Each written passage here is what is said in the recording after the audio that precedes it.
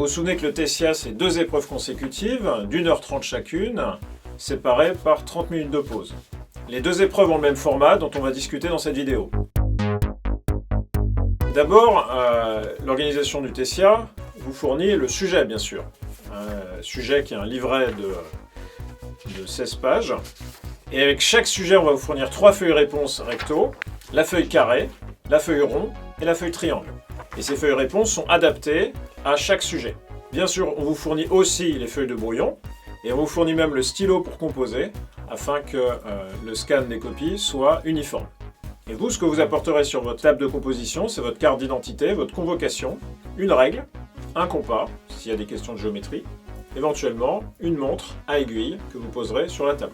Et en revanche, les calculatrices sont interdites, ainsi que tout outil électronique, comme des objets connectés, parce que ce qui nous intéresse, c'est de vérifier le bon fonctionnement de l'ordinateur qui est situé entre vos 2 oreilles. Chaque énoncé TSIA est hybride entre le format QCM et un format traditionnel de type bac. Alors il y a 3 types de questions. Vous avez les questions marquées d'un M, qui sont les questions à choix multiples.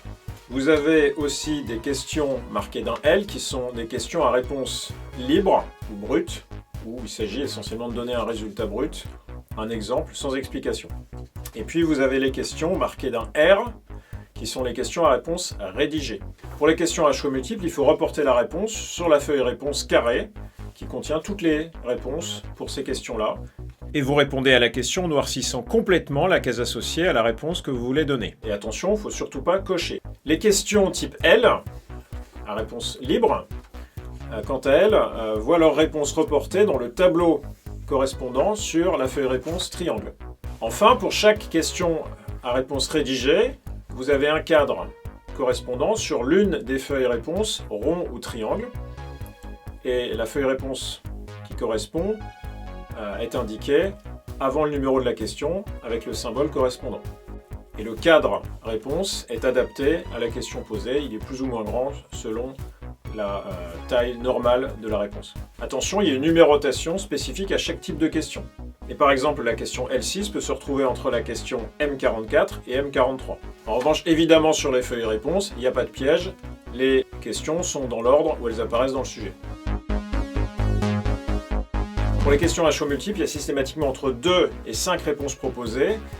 Il y a exactement une bonne réponse à chaque question. Il ne peut pas y avoir plusieurs bonnes réponses. Chaque mauvaise réponse vous fait subir une pénalité plus ou moins grande. Il ne faut pas répondre au hasard. Et si vous noircissez plusieurs réponses, alors la question est neutralisée. Elle vous rapportera 0 quoi qu'il arrive. Et pensez à utiliser ce principe. Si vous vous apercevez que vous avez noirci une réponse par erreur, vous pouvez au moins neutraliser la question et éviter de perdre des points.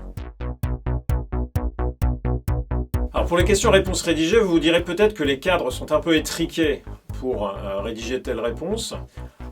C'est voulu. En réalité, ce que nous cherchons dans ces réponses rédigées, c'est à bien vérifier que vous avez compris les étapes principales du raisonnement et on n'attend pas une rédaction aussi léchée qu'au baccalauréat. Et ce n'est pas sur la qualité de la rédaction qu'on va vous juger, c'est sur la présence des points essentiels et de la bonne logique. Néanmoins, faites très attention, ne sortez pas du cadre réponse. N'utilisez pas un autre cadre réponse pour prolonger votre solution. C'est à vous de faire l'effort d'être concis dans la rédaction de votre solution. Un point important est que le barème n'est pas indiqué sur les sujets. Toutes les réponses justes aux questions QCM ne rapportent pas le même nombre de points. Le nombre de points est fonction du niveau de difficulté de la question. De même, les pénalités apportées aux réponses fausses dépendent à la fois de la question posée et de la réponse fausse apportée.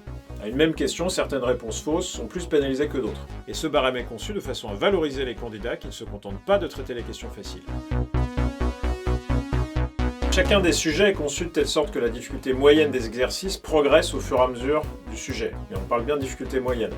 À l'intérieur de chaque exercice, il y a aussi une progressivité. Les premières questions sont plutôt plus faciles et le niveau de difficulté augmente. Si bien que souvent, les dernières questions d'un exercice sont plus difficiles que les premières questions du suivant. Mais évidemment, les premières questions des derniers exercices sont plus difficiles que les premières questions des premiers. Il n'est absolument pas indispensable de traiter les sujets de manière linéaire. On peut sauter complètement un exercice, même si, à cause du principe de progressivité énoncé précédemment, c'est prendre le risque d'avoir des questions plus difficiles. Quant aux deux épreuves, l'épreuve 1 et l'épreuve 2, elles ont des niveaux de difficulté profondément différents. L'épreuve 2 contient beaucoup d'exercices moins classiques dans leur formulation, et l'épreuve 2 est moins axée sur la maîtrise technique que sur la capacité d'abstraction, de réaction à une situation nouvelle. Et fondamentalement, c'est une épreuve plus difficile et plus en lien avec ce qui est attendu dans le supérieur, dans les formations qui vont avoir la composante mathématique la plus poussée. Alors la première action que vous aurez peut-être en voyant ces sujets, c'est qu'ils sont très longs. On est bien au-delà de ce qu'on vous propose d'habitude, notamment au baccalauréat. Et on est davantage dans l'esprit de sujet de concours. D'abord, il faut se dire qu'il n'est absolument pas nécessaire d'avoir fait une très grande partie du sujet pour avoir une note excellente. Quelqu'un qui fera très bien la moitié du sujet aura une note très supérieure à la moyenne, en particulier sur l'épreuve 2.